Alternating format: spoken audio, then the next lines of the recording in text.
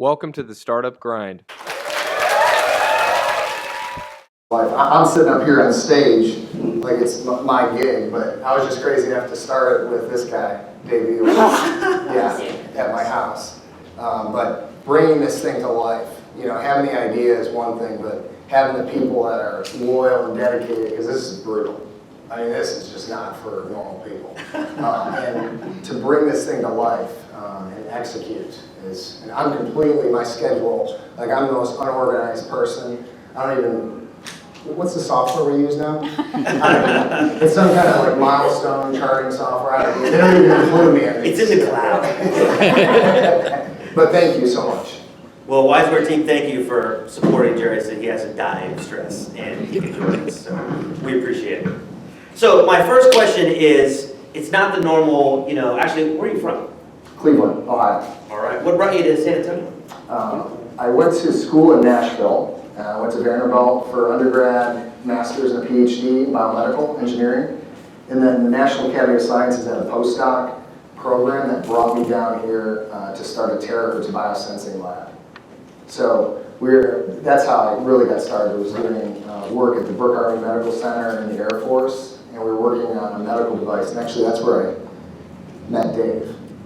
So we were working together in the terahertz biosensing lab, and I'm a horrible engineer. Like interesting ideas, and I can try to, recruit people, but I can't make stuff. And so he came to my house after work, and that's when we started the first product.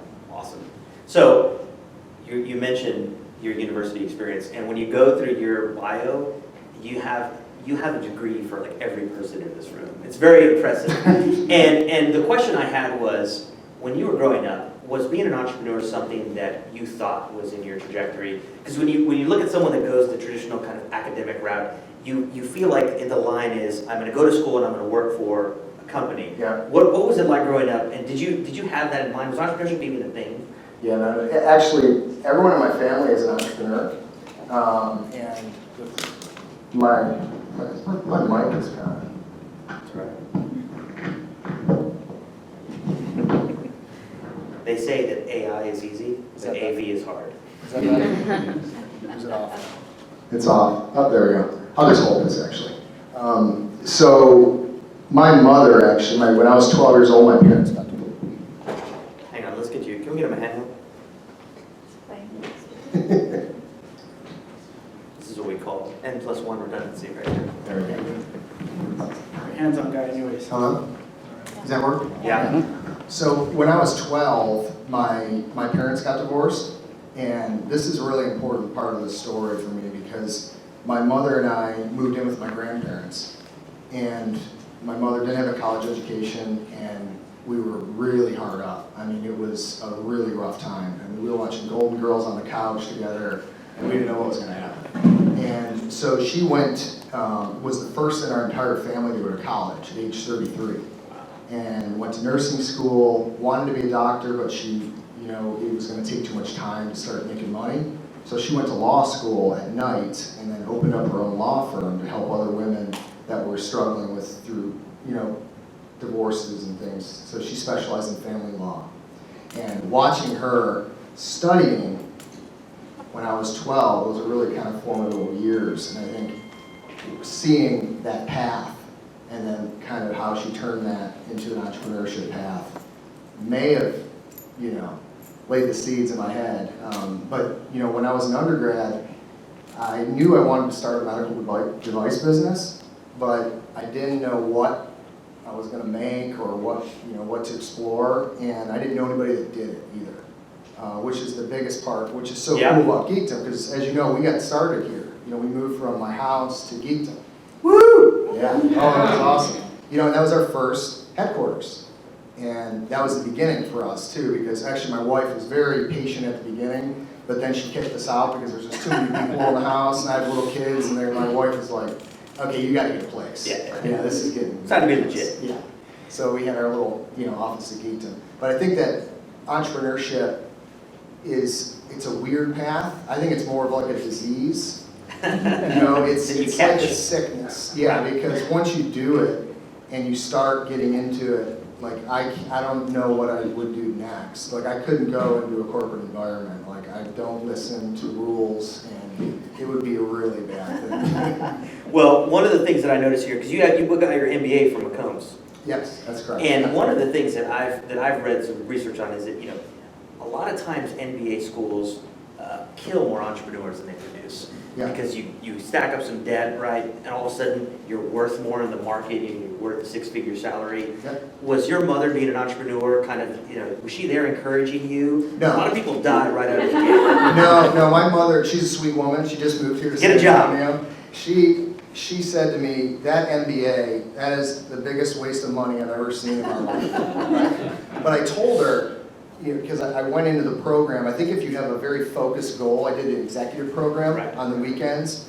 and my goal was to learn finance, operations, and all I did was really focus on entrepreneurs, VCs, how to start tech businesses. So it was very focused.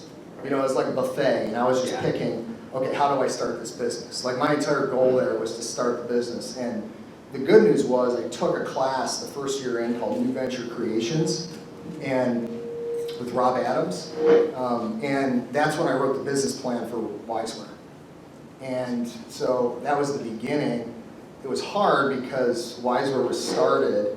I lived here in San Antonio, was running a terahertz biosensing lab, have a wife and 3 kids, and this was all at the same time. And it was, how long did that last, Dave, before Probably about 6 months. yeah. Like Well, literally, actually a little longer than that. yeah, about 6 8 months, 8 months. yeah. And I literally was dying. You know, and just to add that I started WiseWear when I was at the Department of Defense, and I got permission to start the business on the weekends. And I think it's important for anyone that wants to start a business is to create the boat before you jump onto the boat. Right, You know, kind of get it going. get started. Yep, and that's really, really important. And that was advice I got from some of the startup guys in Austin, which was very good advice, because I think that being an entrepreneur, you're like, oh, I'm just going to take as much risk as I possibly can, and just walk from a 6-figure job and just go at it. You're like, I saw it in a movie. You know, it's like, and that's not a good move. You know what I mean? Like, hedge your bets a little bit. Right. It's risky enough. You know, we've had 5 near-death experiences, so it's definitely. Well, we're going to get into those in a Oh, little yeah. bit. So when you started, you were working at the Department of Defense. Was that the time when your grandfather passed away? Yes. So will you tell us that story? Yeah, so my grandfather, Dominic, who I lived with, he was kind of like my dad. Well, he really was my dad. And we lived in Brecksville, Ohio. And in 2010, he was suffering from a condition called Lewy body dementia. And it's basically these Lewy bodies in the brain. It's a very, probably in the last 10 years, this condition was discovered, but it's a cross between Alzheimer's and Parkinson's. And he got up in the middle of the night to get a glass of ice water, fell down, broke his hip, and he was laying there for 2 hours. I was actually back in Ohio raising money. That's where I've been raising a lot of money, actually, in my hometown. And my grandmother told me that he was on the ground for like 2 hours. And then she came downstairs, and my mom came to the house, and he ended up breaking his hip. And we didn't think, he's a big, hardy Sicilian guy. Right. And we thought he was going to be fine. And I flew home for Thanksgiving that year, and he actually, it's kind of eerie, it's weird, but he said to me, because I've been talking about for years, even during grad school, I want to start a business, a tech business, and you know, I just don't know what product I'm going to make. And he said, sometimes you just got to do it, you'll know when. And he said, I wish you would do it before I pass away so I can see it. And he passed away a month later, the day after Christmas that year. And it sat with me. And so the initial products that we were making were focused on seniors and technologies to pick up when they're showing signs that they're at risk for falling, Right. and then essentially tell them that they're at risk for falling. So actually Dave, Elam, and Sonny are both working on an SBIR through the National Science Foundation on that particular product, which is, it's actually a hearable device that picks up when a senior is showing signs that they're dehydrated, gait's off, balance is off, and then the idea would whisper in their ear that you're at risk for falling, sit down. So essentially like an OnStar for seniors in your ear. And that's funded through the National Science Foundation. And that was kind of the core of the business, that was in the business plan. And then, you know, because people ask, you woke up one day making smart jewelry? Yeah, I mean, where did that come from? Right? Yeah. So, Well, I feel like there was a couple of pivots. So there was I so remember many pivots. there was an athletic. So when you were at Total Geekdom, flop. Yeah. so tell us, hey. Oh, that was painful. Okay, so. By the way, it looked cool though. I wanted it. 'Cause I wanted to be like that boxer you had in the video. Oh yeah, we had some great videos. Yeah. So we wanted to make a consumer product, you know, as we were making this medical device. So we had this idea. It was called Evolve. You can see it online. We try to hide it now. It was a really cool idea, and it's basically a little round device. It's basically an Apple Watch on super steroids, and you can put it on your wrist, you can put it on your chest, and it basically does, you know, heart rate sensing. Well, it has optical sensing for heart rate, EKG, GPS component. It has pulse ox built into it. It does everything, right? We built it. We never made the actual product. Like we had an initial prototype that was like the size of a credit card, which we called Devolve now. We made this product, we made this video, we're like, we're gonna go on Indiegogo and raise millions of dollars like Pebble. So we launched this thing. It was almost the death of WiseWear, actually. We lost a few people along the way in that. Is that right? Oh, yeah. And so we're on Indiegogo, and we're thinking we're gonna sell. I mean, our video is sick. You'll see the video online. Yeah. It's I donated to it. yeah, See that? we shoot our own videos, and it's all in 6K. We had Emmanuel Acho, you know, awesome NFL player from UT, and he was kind of like our ambassador for the product. He was awesome. It was a fun time, actually, creating the video, creating the assets, which is actually kind of funny, because my mom, when she saw the video, she's very funny. She said, I don't know this Emmanuel Acho. Why didn't you get LeBron James? Like, Mom, I love you so much. That would have been a good call. It was right out of budget. It was, Yeah. Only $1,000. Yeah. We launched at Indiegogo. I think we sold like 15 units or something. Or maybe a little more than that. How many units? 10, 20? Round up. $15,000, say we did. Somewhere in that range, right? 100 or so. We couldn't manufacture the product. It was the best blessing ever. Because if we had to make that product, oh, it would have crushed us.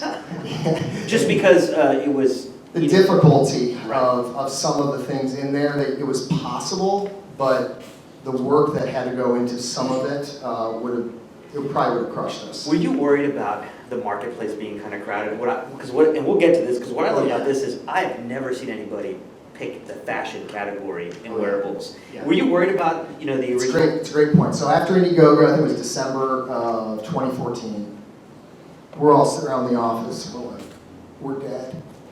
And it's embarrassing, right? You're like, oh my gosh, we did $15,000 on Indiegogo. It's over, right? Right. We then went to CES 2015, and I walked around on the floor, and plastic gadgets, you know, everywhere. And it was actually a pivotal moment, because we had an introduction from a gentleman from Intel to a jewelry designer. And the jewelry designer was an exec from Swatch, designer.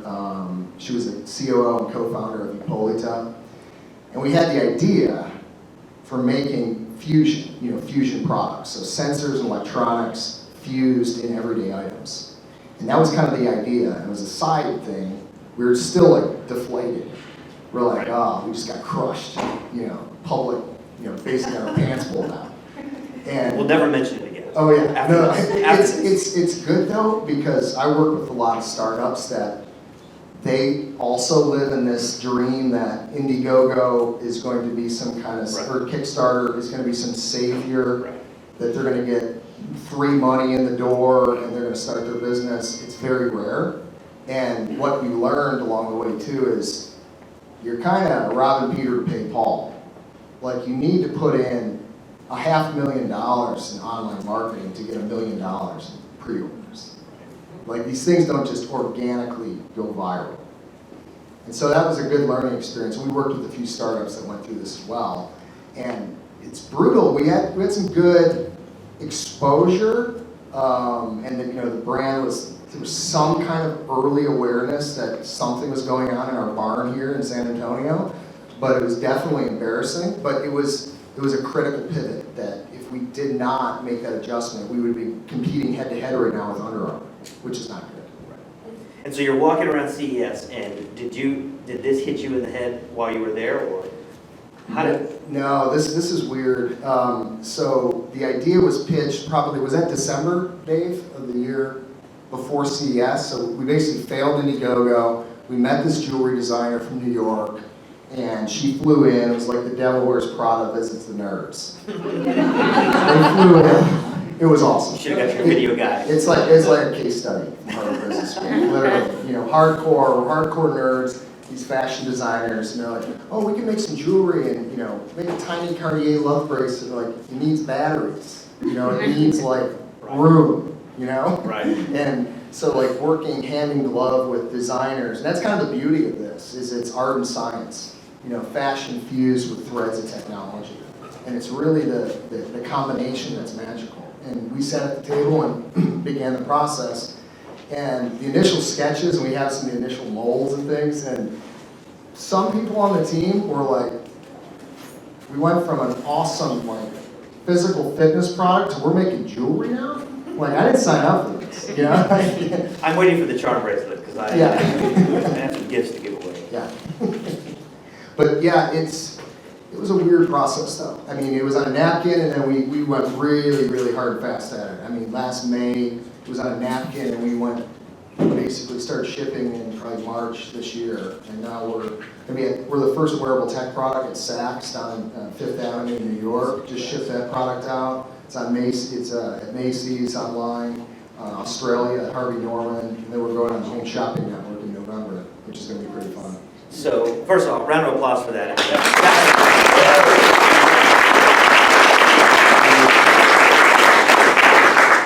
So I'm going to jump back in the story a little bit, and because we're at Geekdom, I'm going to ask shamelessly for you to tell the story of how did you intersect and how did you collide with our little ecosystem down here? Because I remember the office we had up on 7, and I just loved having you guys there, but it turned into a really awesome facility. Oh man. Tell us that story. Geekdom, this is the kind of the centerpiece. I want to say one thing. So Kauffman Foundation just issued the recent startup news for cities across the United States.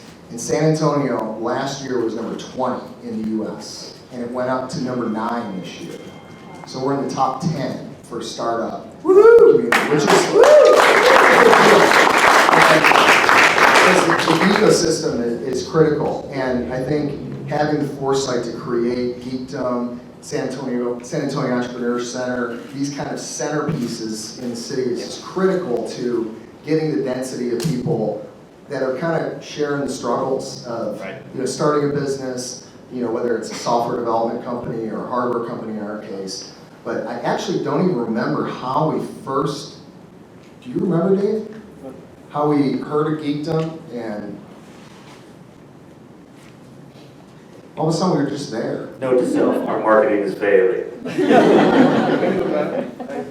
I forget how to. Yeah, I think we were hanging out there, we came down, checked it out, and we're like, this is awesome. And well, most people do it through referrals. So a friend of a friend and tell someone about it. Yeah, I'm trying to think of how we heard of it. I know we were hanging out there for a while, and in the common area there, and then we were like, we need an office. That was at the same time my wife was pushing us out of the house. And so we went down there, put our little sign on the door, and we were like, this is awesome. The challenge for us though is we're a hardware company, which is really hard, and you need an actual lab. This is where God kind of threw us a bone too though. So an interesting guy walked in our headquarters here at Geekdom, and he asked us, what do you guys do at WiseWear? We're trying to make hardware products, and he said, I've made a few products in my day. And our company, which is off Days of Allah, our CEO is resigning, and she'll probably sell you the entire place for pennies on the dollar. You should come check it out. So we went and checked this place out. We were literally about to sign a lease across the street from this place, and walked out of it, which those folks are still not too happy. We literally did not sign it. And then we checked out this facility, and it was essentially a sensor development company. And they made a lot of really interesting products. And we walked through the facility. It has anechoic chamber, computer-controlled CNC machines, 3D printer, everything that we were going to buy, and it was there. We walked through, and we're like, "This is pretty lucky." For cheap. For real cheap. Yeah, and so we bought all physical assets of the company and moved right in, and that's why we left Geekdom, because we had to start making it, and yeah, it was. So a random stranger, a total stranger, Yeah. walks in and says, "Hey, you should check this out." God's hand right there. Man. Yeah, no, and I think that's a good message too. Is I think truly God sees you're working so hard, Throws you a bone. just throws you a bone every now and then. God sees, oh man, they didn't hit 16 grand on their Kickstarter, Yeah, we got to give them Yeah. an Iris Apfel, interior designer for the White House. That's right. Just throw another bone in. Well, I can't. Well, I'm gonna get to that in a second. In the ecosystem business, we call that the serendipitous collision of ideas. Yeah. Is what, and we were so happy when you guys moved out because we knew you were going to something amazing.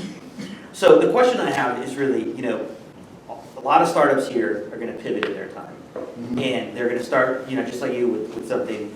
And what I love about your new pivot is that I have not seen anybody that is hanging their hat in fashion wearables. Yeah. It's almost as if you created the new category.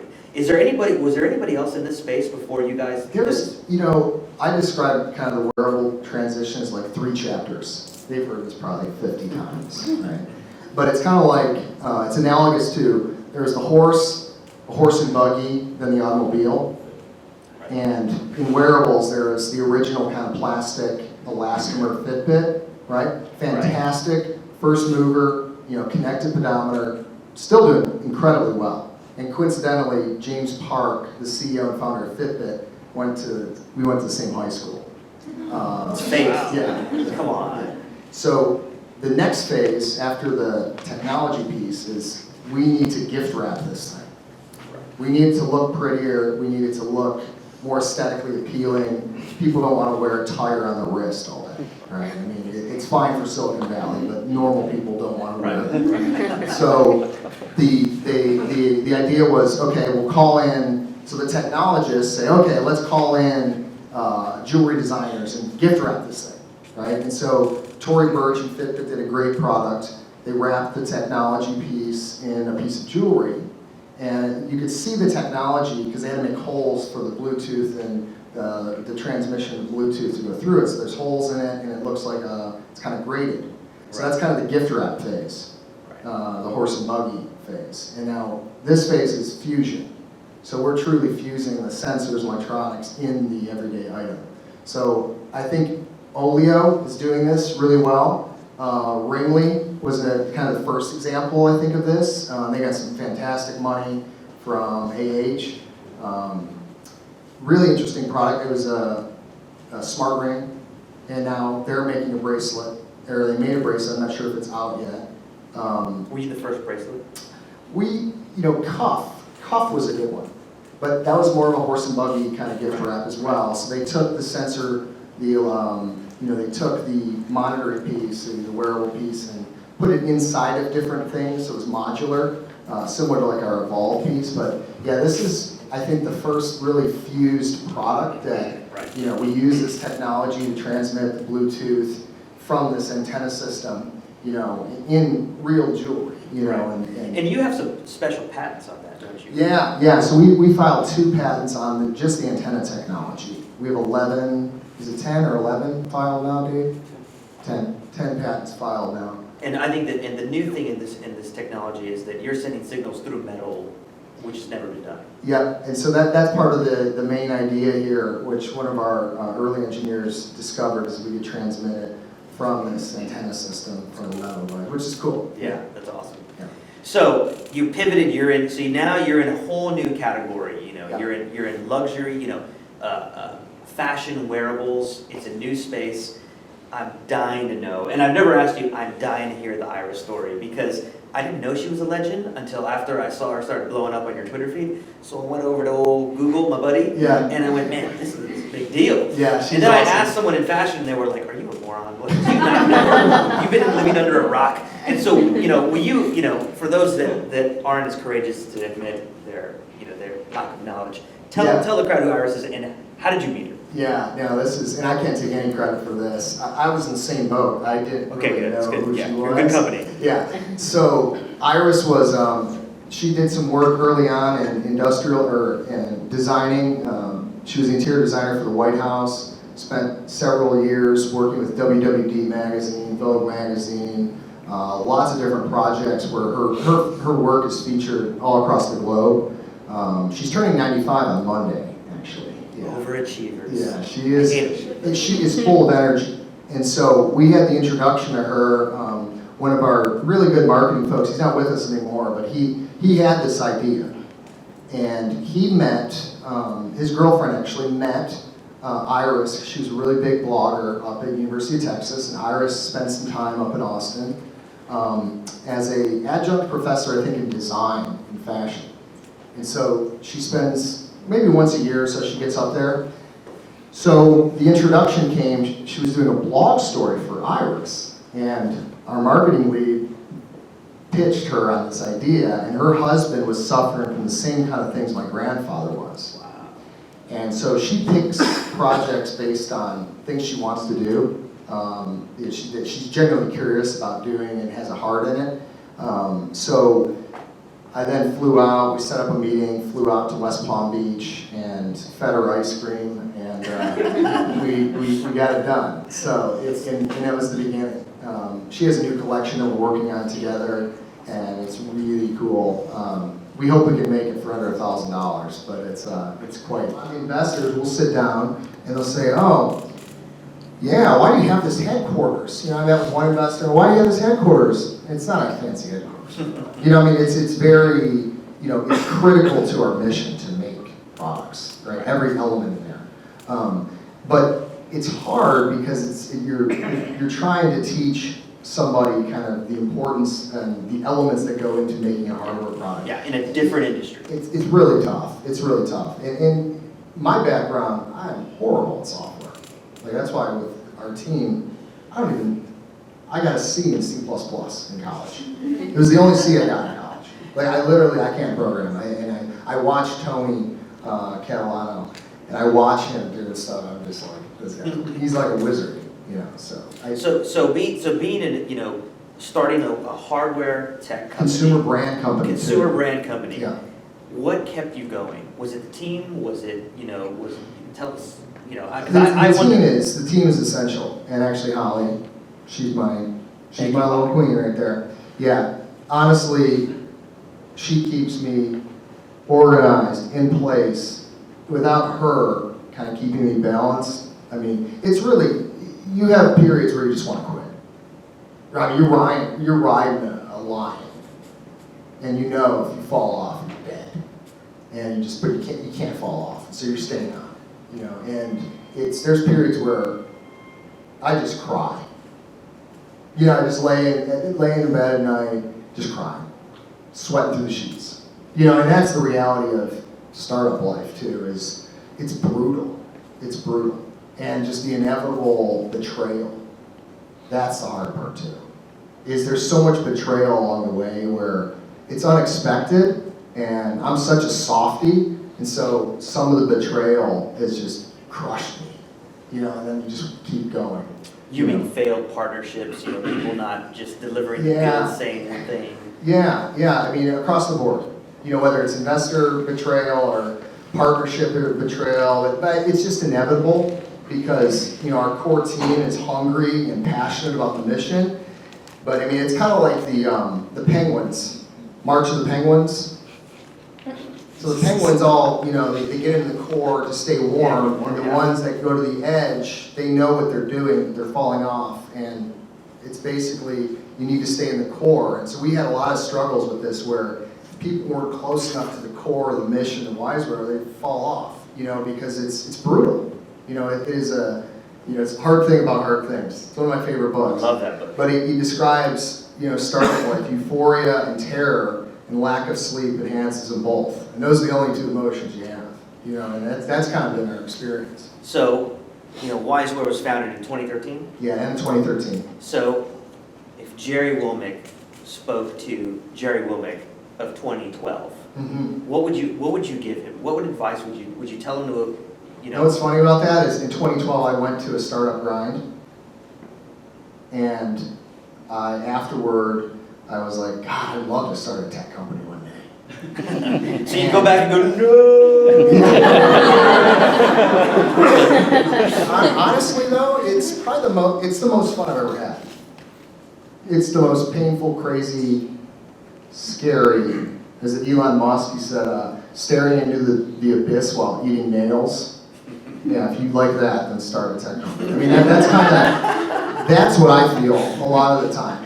We're scared a lot of the time, and then things are looking good, and we're scared. And the only advice I would have is be flexible.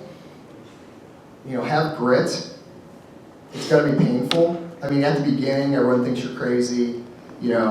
Everyone's like, oh yeah, you're gonna start a tech company. Okay, you can't raise money. And I think that reading too much about like Silicon Valley and the way that startup tech companies are started there compared to an ecosystem that's maybe not as mature, like in San Antonio. Like, you're not going to have Mark Cuban do your seed round for $5 million, and Sequoia's not going to, elevate it next. You know what I mean? Like, Right. It's like a dream world. Yeah. Yeah. It's a reality check. Yeah. Here's the way it really works. Yeah, scrap to get enough money. My mom put in $100,000. She didn't even have it. Put it in anyway. If you can't get it started, you need that money to get started. So just whatever it takes. And I think from a textbook, though, you pitch to this venture capitalist on Menlo Park, and this happens, and it's not like that. At least here, we haven't experienced that. I don't know if other companies here have experienced that type of financing and that kind of growth. It'd be fantastic, but it's been a lot of hard work. Yeah, a healthy dose of rejection. All times. So I'm a huge fan of when you watch startup grinds and you read the biographies of some of the famous entrepreneurs. There's always a team in the background, but specifically, there's always a mentor. There's a person who has been deputized to speak wise counsel. Mm-hmm. Who is there a mentor that really stuck out? A person that really you allowed them to speak certain truths you wouldn't allow other people otherwise along the road. Who was that? And That's a good question. I would say one of our board members. His name's Edward Leahy, and me and him have gone at it. And it's been very healthy at times and crazy at times, but it's definitely helped me, as painful as it was at certain times, but that kind of pushback and criticism, healthy reality check is needed. And he's done a few medical device businesses, really successful guy, fantastic, mentor. He's been a real kind of, key component. There's been a lot of mentors I reach out to from Nashville that I just talk to, and the challenge with this is truly though is a lot of people that haven't done this, they have no idea. Like, they may have tremendous success in a big company setting. Executive from a big company, they don't understand the challenges that a startup faces, and the fears, and the things that are truly going on. And I think that my recommendation is getting mentors and people that have done it, like really started a business somewhere similar to what you're doing. That's critical, because if they haven't, it's they don't really get it, and just what goes into it. So I'm an avid reader. I'm sure a lot of the geeks are too. Has there been a book or two? You mentioned Ben Horowitz's book, which Yep. I'm a huge fan of. What are a couple of the most influential books that have really recalibrated how you look at the world? No, that's a good question. I would say.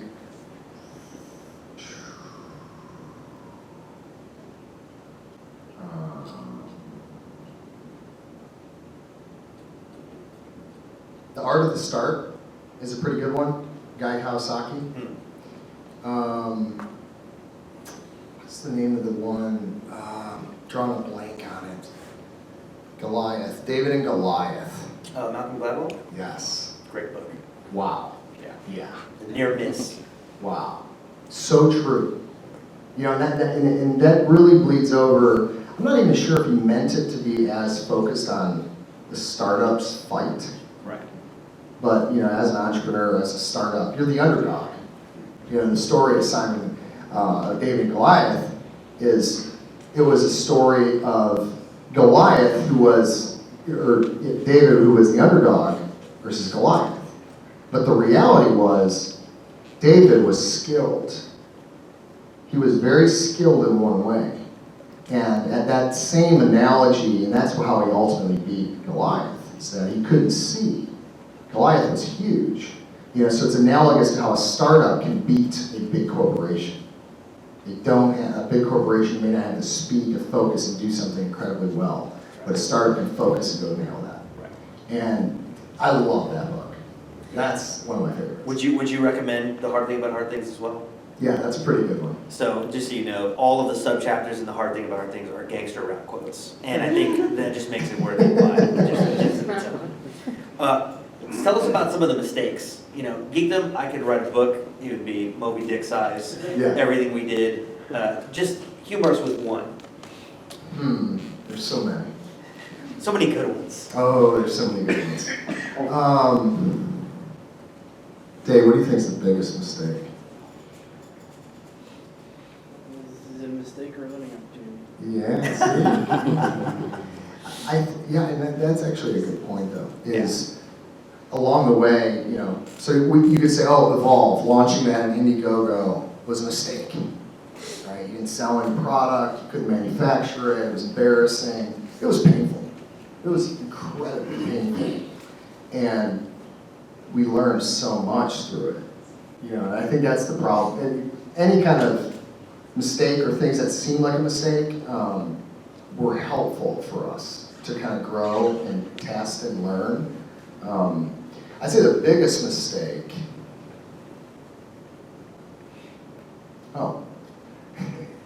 very early on, right out of the garage, literally, and went to Silicon Valley and met with one of the most amazing venture capitalists in Menlo Park.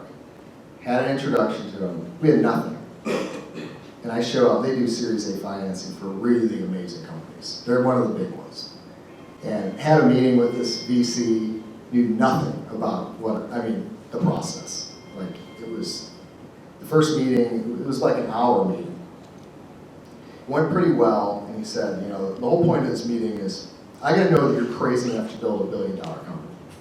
He's like, I actually think you are.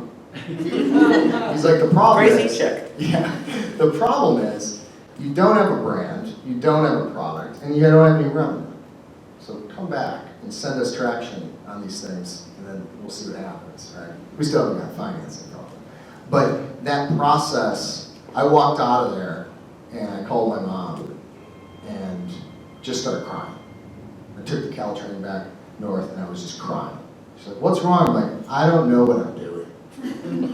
Like, I'm out here thinking I'm like the next Steve Jobs. The guy said I'm crazy. Yeah, and it's just, it was painful, and I think that going to a high caliber VC too early is not a good idea.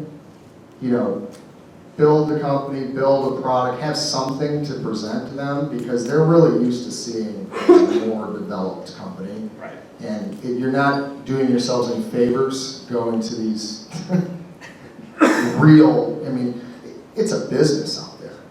I mean, they have people coming in and out, and they have products, right? And it's, you know, and that was 2.5 years ago. I mean, so it's just, that was probably a mistake that I had advice too from people saying, don't go and visit these VCs yet, you're not ready. I was like, I'm going anyway. So that was probably a mistake. That's awesome. All right, questions from the audience, because I'll keep asking all night. Question, this guy's starting. Drew. So right now, Besides WiseWear, what's your favorite startup in San Antonio? What's like the one you see that you really see San Antonio has this opportunity to excel in this ecosystem? That's a good question. That's a good question. It's a very good, it's a very tough question. This is so awkward. No. Don't pick a favorite. Well, I mean, the question boils down to, like, which is the best company in terms of... Outside Space do that and WiseWear. You know, there's a lot of, you know, with Merge VR now, right? So it's Yeah. a fast-growing hardware company here in San Antonio, which is great for the ecosystem. That's interesting. You know, and my concern with a lot of, you know, VR, AR, drones, I mean, those kind of hot categories, it's interesting.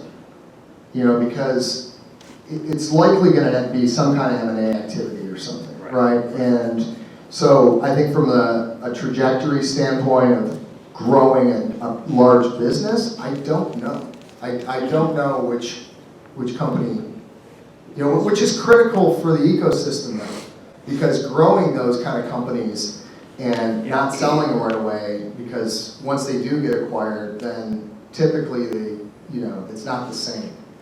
And so I don't have a good answer. Franklin was a great answer. So besides you, Franklin is my other favorite founder that's done amazing things. It's pushed through. So Yeah. Parlow's done a fantastic job. Well, and it's also encouraging that there are other hardware guys. Yeah. You know, they're kind of springing up little by little, which is great because, you know, you're not alone in the universe, which I think is something cool.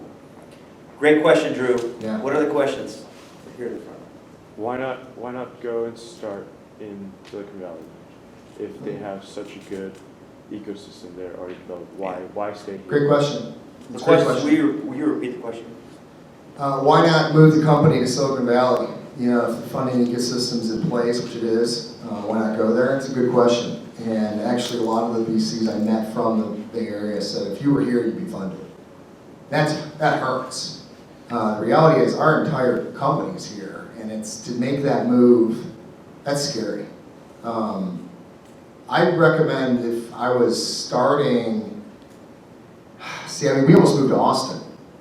Right, and we almost did. We were really looking at it, and I'm glad we did it, actually. I'm really glad we did it. I like Austin in a lot of ways. I don't like the traffic on 35. That is really They're bad. killing themselves. Yeah, but I think that San Antonio is a special place right now. The thing that's missing in the ecosystem is the VC money, especially early stage VC money. That's the problem. And if you don't have big angels that step up to the plate, you don't get companies. I mean, to get a Series C financing or something here and the company's grown already, yeah, you can get that money. But early stage money, these VCs, they want to smell what's going on there. You know, and that's why most of the money doesn't leave the valley in Series A. We've gone through this, it's painful. The only VCs that we are getting some traction with is in consumer brand space. They get it. They get we're not just a tech company, they get we're not just a fashion company, it's a brand, and we have a whole family of products. And they get it, there's not a lot of them out there, but we're actually getting to the final table with them. But then their expectations are incredibly high too. Like, you don't have 10 million in 2 quarters? It's like, I'm so sorry. Yeah, we'll chill out. Yeah. It's just impossible, Yeah. but okay. Yes, ma'am. Are you glad you took the PhD and MBA route, or do you think that if you had gone to work for like a biomedical company straight out of your master's, would things have gone this way? That's a good question. I mean, the MBA, it was very, very focused. Like, went in this executive MBA program. It was great because there's a lot of senior people. I think the average age was like 40 or something, or 38, somewhere in that range. And everyone was, you know, there were CEOs of insurance companies and COOs of CFO of a venture capital firm. So I met, from a networking standpoint, it was fantastic. And then I learned a lot about meeting other entrepreneurs that did it, and kind of asked them, how did you do it? And actually talk to them and figure that out, you know, get their story. That was helpful. I mean, the MBA was interesting. I was very laser focused on starting a business, and so it was helpful. Psychologically, I needed it. Like, I knew nothing about finance. All I know is how to spend money. So I really, really needed to understand the fundamentals and the language of business. I didn't have that before the MBA, and that helped kind of get the language down, which has been helpful. I'm not a very focused person either. Like, I couldn't teach myself finance on a computer for a couple months. I would just kind of lose it. You know what I mean? So forcing myself to go to a classroom every weekend, it was like, okay, I'm going to learn finance now. I can't leave the room. Sometimes I get trapped, but yeah. But that was helpful. Actually, the postdoc experience through the National Academy of Sciences, I showed up here in San Antonio, moved from Nashville, and they said, okay, you're going to start a terahertz biosensing lab. And it was a closet. And there were boxes, and there was no experts. This is the worst kind of postdoc you can imagine. Like, normally a postdoc, you go to like MIT, and there's 50 other postdocs, and you're pumping out Nature papers all day, right, to build up your CV. I went the exact opposite route, which ended up being critically important because it was like my first startup. Only was protected inside the DoD. And so taking that from a closet to a lab, and we're publishing papers and raising money internally and kind of growing a team and then made our own mark in the terahertz world. And we actually, we walked away from that and we did some really exciting work. Dave and I actually published some papers together, some really good ones. And it was an exciting time, but that experience I think was the single most important piece for me because it was such a unique experience of entrepreneurial activity where I got a taste of this could be really cool on the outside. But I think the problem is what we've seen with a lot of big corporate folks. I tried getting a buddy of mine from a really big tech company in the West Coast, really sharp guy, and he was there for 10, 15 years, making hefty salary, is they get the hooks in you then. So your interest of jumping from a big corporate gig, making $30,000 a month, to go to a startup is very scary. And so that makes it, there's a certain time I think for starting a tech business where you can tolerate it and you can go do it, but I think that there's a lot of ways to get there. I think I answered it, I'm not sure. I think we have one more question over here. Have you thought about expanding your product into something like Internet of Things or telemedicine, not just products but a service as well? Yes. We have a lot of different products that's what's funny is we have so many different products that we're like, yes, let's make this. Every day it's something different for me. Like, we're making this, we're making this, we're making that. Product Team comes back Tourette's. and, this is killing us, sir. We really need to create a plan. But there's a lot of products we want to make. And what we typically do is kind of write a proposal to, SBIR proposal for more of the exotic stuff. That way we're not using investor dollars on super high risk kind of work. And we make our consumer products, we bring in revenue, we're creating a real company. Because those phases are tough too. I mean, you start off, you launch a product, you don't have a sales team. And then customer support, we're like, oh yeah, we need that. I mean, it's like, you're building a company and it's amazing just how much is needed to have even a tiny business that's mildly successful, And so we've structured it as kind of consumer products and then medical products. And so SBIRs, whether through NIH, and we have some experience with those too, and kind of writing those for the more exotic products, but we have a lot. Happy to share on that too. Right. Jerry, quick question.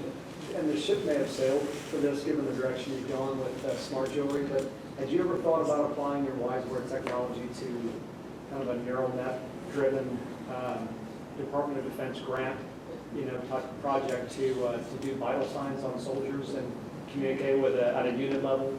They may already have that for all I know, but that would be. Yeah, that's a great point. And so we We've been have, in San Antonio and, you know, I would imagine. It's with your excellent. Connections with SAMC, I would think. yeah, it's excellent. It's an excellent point. So we're actually working on, Dave and I are working on a time domain spectrometer that we worked with a company called Omega. And we were using it for burn, dehydration and skin burn depth measurement. So basically it sends in a time domain wave and measures the thickness of the skin burn. So we did some of the first kind of tests with that. There's a lot of applications, Army, Air Force, that different sensors can be used for from a monitoring standpoint. And we are interested in that. We're going to probably explore more of those opportunities, given where we are too. I served as a program manager for the Air Force Research Lab. So coming up with ideas, and that actually fueled some of our startup activity because we'd write white papers and then fund companies, and they'd make products and make money off our ideas. So that was, we were like, we got to get on the other side of the table on this, right? So, we kind of, so we know that system a little bit. Right. And so we're trying to use those skills to continue building, products that are important, both the DoD and the general consumer. So our last question goes to Nigel in the back. Nigel? So kudos to you on your successful pivot, but can you talk about your leadership strategy and how you kind of persevered through that loss and then leading your team back to what you guys have now as a success? I cry. Step one. No, it's scary. I mean, we literally, after the Evolve disaster, we were just looking at each other. I'll never forget. We're just like, we're dead. But then there's a part of you that's like, we're not done. You just don't want to stop. And we go through these phases. I don't know. I wear my emotions on my sleeves, and it's pretty obvious. Like when I'm down in the dumps and I don't know. This is my first time doing it too, right? So I can't pretend that I know how to solve every problem. And thank God we have a really good team that we can handle a lot of this, and it's really a team. If the team's not there, the leader will fall because he's really not even the leader. I'm kind of like in behind him. Come on, can we do this? It's a weird structure. I try to be, as a CEO founder, I think the three main jobs that you really have is, the initial kind of vision for the company. Our mission of making devices to keep people happy, healthy, safe, and productive, right? The initial kind of products, navigating some of those pivots, making some of those hard decisions, which was really tough because a lot of people were attached to the other product. And so saying, okay, we're going over here now. And not everybody was on board, but we had to do it. And that tested me. I wasn't used to, I'm not a people pleaser by any means, but making those kind of decisions and knowing that certain people were really upset about it was hard. Because I knew psychologically I lost them. The second role in regards to CEO kind of leadership is recruiting. The people are the key to the company's success. And my role is kind of the chief recruiter. And bringing in, selling the Kool-Aid before there's Kool-Aid. Getting people on board, getting people excited about it, about the mission, about the vision. That's really kind of the second component of CEO leadership. And third is getting money. You can't, cash is oxygen. And when you're starting to run low on cash, you just can't breathe. And we've gone through this many times. And that cash is oxygen, raising the capital, which is absolutely essential, which I've done okay at. And there's areas that I wish I could improve, but doing the best we can. But I think that those are the key leadership kind of traits, I think, for a CEO at this stage. Later stage, it kind of transitions, more to like an operations person, right? Because the early stages, what it takes to succeed compared to later stages, totally different. You know, I make the analogy, it's kind of like a farmer versus a hunter. You know, the farmer, toil the land, make sure everything's okay, they maintain it. The hunter, I mean, you eat what you, I mean, you eat what you kill. Right? And at the beginning, it's really about that. You know, and getting to that next milestone, getting to that next step. Once it's stable, it's a different environment. But going through that as a leader is really tough. I don't really have much advice. I'm not very skilled in that area. Absolutely you are. Well, as the chief money getter, recruiter, and vision spreader, please give her a big round of applause.